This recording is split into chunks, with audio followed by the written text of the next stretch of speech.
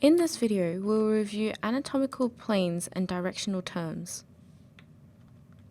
In anatomy and medicine in general, we use a consistent set of descriptive terms to ensure that in any discussion we comprehend the position, movement, and location of structures or sensations in the body and understand. This is referred to as anatomical terminology. In recent years, terminology has evolved so that it does not use people's names. There is one universally accepted position of the body used as a reference for all anatomical terminology.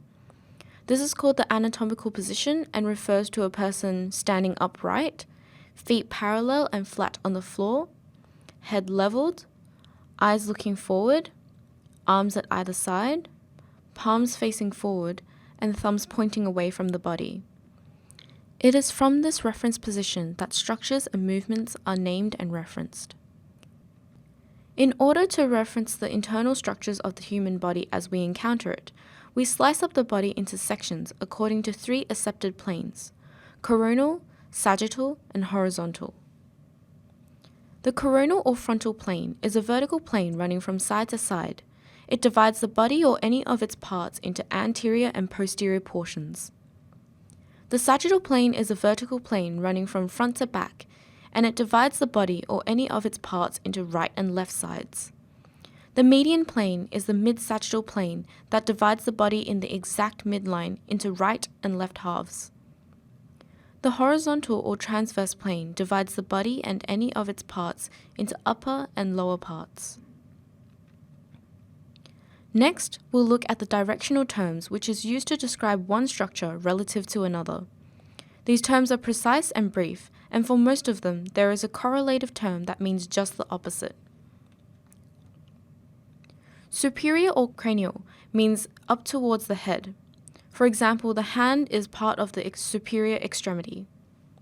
Inferior or caudal means down towards the toes. For example, the foot is part of the inferior extremity. Anterior or ventral refers to the front, and posterior or dorsal refers to the back.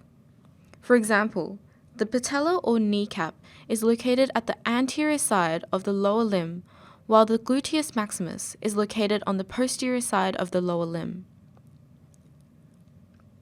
Medial means towards the midline, while lateral is away from the midline. For example, the big toe is located at the medial side of the foot, while the little toe is on the lateral side of the foot. Superficial is towards the exterior or surface, and deep is away from the surface of the body. Proximal means towards or nearest the trunk of the body. For example, the hip joint is proximal to the knee joint. Distal means away from or farthest from the trunk. For example, the hand is located at the distal end of the forearm. Ipsilateral is on the same side of the body, and contralateral means it is on the opposite side of the body. Let's look at terms of movement. Abduction is the movement of the limb away from the midline of the body. Adduction is the movement of the limb towards the midline of the body. Medial rotation is rotation of the limb towards the midline of the body. Lateral rotation is rotation of the limb away from the midline of the body. Circumduction is the movement of a limb or extremity so that the distal end describes a circle while the proximal end remains fixed. Flexion is the bending movement that decreases the angle between two bones in a joint. Extension is bending movement that increases the angle between two bones in a joint. Dorsiflexion is flexion of the foot towards the dorsum or head. Plantar flexion is flexion of the foot towards the ground. Supination is movement of the wrist joint such that the palm is in anatomical position. Pronation is movement of the wrist joint such as the palm is facing posteriorly. Eversion is turning of the sole of the foot such that it faces laterally.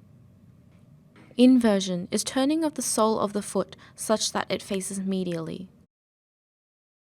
These are fundamental terms that will become part of the language you will use in this course.